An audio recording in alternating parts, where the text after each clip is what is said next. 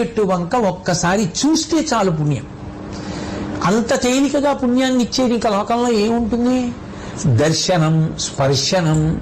మీకు అవకాశం ఉందా? ఒకసారి మారేడు చెట్టును ముట్టుకుంటే చాలు. సూర్యాస్తమయం కాకముందు ఒకసారి మారేడు చెట్టును ముట్టుకుంటే చాలు. స్పర్శనం, దర్శనం పుణ్యం. ఇక అవకాశం ఉండి దానికి ఒక ప్రదక్షిణం కూడా చేస్తాను అంటే ఇంకంతకన్నా భాగ్యం ఏముంది? కంచి కామకోటి పీఠాధిపత్యం వహించిన మహాపురుషులు, నడిచే దేవుడిని పేర్గాంచినటువంటి మహాపురుషులు, అపర శంకరావతారం అని కీర్తింపబడినటువంటి వారు భారతదేశం నలుచెరగుల సన్యాస ధర్మాన్ని కించిత్ తప్పకుండా పాదచారి అయి పర్యటించినటువంటి వారు నిరంతరము కామాక్షి పరదేవత యొక్క నామాన్ని ఉచ్చరిస్తూ ఉండడం అలవాటు పడినటువంటి వారు శాంతాకృతిం హితవచ పరిభాషమానం గంభీర భావముతులం విజితారిష